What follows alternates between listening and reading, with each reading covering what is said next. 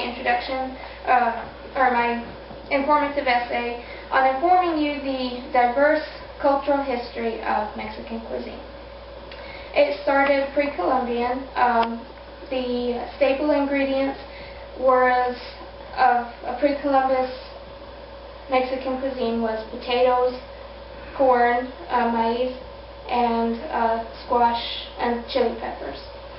And so basically throughout the years since Columbus discovered the North American continent,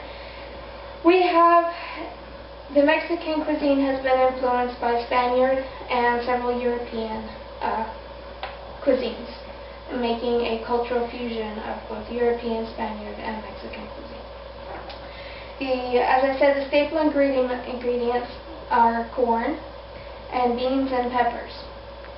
By the 1300s, the Aztec Empire was thriving and also had honey, salt, chocolate, as well as certain wild game, ducks and turkey had now been domesticated. In 1521, Spain invaded Mexico. The Europeans introduced a large number of different variety ingredients, such as beef, pork, chicken, goat, sheep, dairy products, and various herbs and spices. With these all ingredients combined, they gave us what is now the cultural fusion of Mexican cuisine. The Spanish initially actually tried to make everybody eat their own diet instead of, staying native diets. And this obviously didn't work. So that actually began the foods and the cooking techniques to mix instead of being separated. And so the Mexican people saw the assimilation of their cuisines, which included several places such as Caribbean, South American, French, West African, Portuguese, just to name a few. Over the centuries, this has divided into various regional cuisines, such as Tex-Mex from northern Mexico and South Texas, Veracruz style, which is coastal Mexico, Puebla, which is central Mexico, and Oaxaqueña, which is South Mexico. These are the four various Mexican cuisines that I'm going to discuss today. First, what do you think of with Mexican food when you say that? Most people think of tacos, fajitas, enchiladas. Well, these are all known.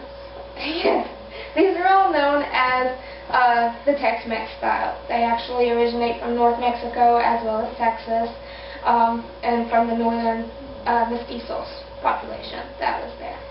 And so basically, the first term, Tex-Mex, was first coined on paper by the Oxford Dictionary in 1945. Well, before that, I guess we just called it Mexican food, but now it's known as Tex-Mex.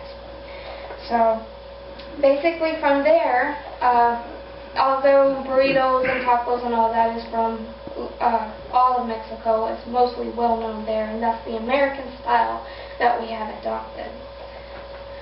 So from there, coastal Mexican cuisine, such as the Veracruz style, most people wouldn't think of fish being Mexican, but fish and shrimp and everything is.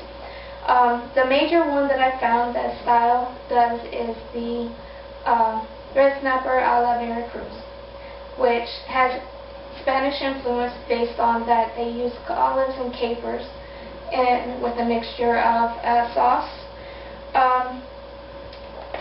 which gives it a slight Mediterranean flavor.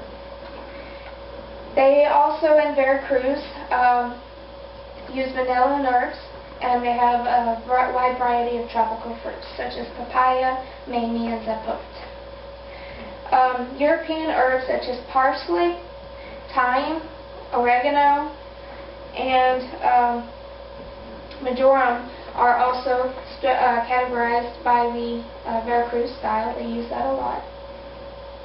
Traditionally, the whole red snapper is used and cleaned, and then marinated in a marinade of lime juice, salt, pepper, nutmeg, and garlic. And then it's baked with a sauce of onions, garlic, tomatoes, jalapenos, olives, and herbs until tender. And usually served with small red potatoes, and corn tortillas. From there, central Mexico, the state of Puebla is known for mole poblano and chilapas.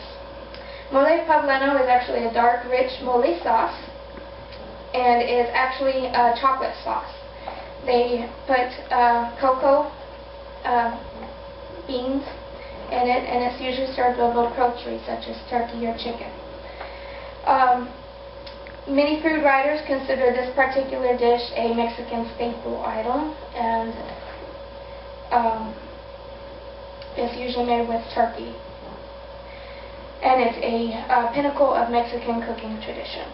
Chalupas are actually thick corn tortillas that are deep fried and in lard, and then covered with green or red chili pepper sauce and with shredded meat on top, as well as other ingredients.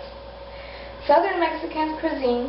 The state of Oaxaca has several Mexican cuisines. Oaxaca actually adapted the mozzarella from the Spanish and modified it to know what is known now as Oaxaca cheese. It's the melting cheese that we use from the Mexican aisle at the grocery store. It's actually unique to that particular region. The other major feature of the Oaxacan cuisine is they have 7 different types of moles. They have the negro, which is black, amarillo, which is yellow, coloradito, which is little red, matelis, which is a tablecloth strainer mole, chuchillo, which is a smoky stew, rojo, which is the red, and verde, green mole. Chocolate in Oaxaca is also part of the mole, but it's best known for a drink, a beverage combined with sugar, almonds, cinnamon, and other ingredients. So what is Mexican cuisine today? I have given you 4 various different regions, and they're all Mexican food, but they're all different in their own unique ways. Although most people, like I said, consider that tacos, burritos, and enchiladas are the staple Mexican cuisine items, it's far bigger than what we really comprehend Mexican food to be. So it's also uniquely known internationally as well as locally. Through the expansion of several international cuisines, Mexican has unique flavors while still expanding its cuisine into an international renowned cuisine. Flavors from around the world have found its way into Mexican food, as well as Mexican food into several international cuisines. In just about every culture you look, you can actually find it.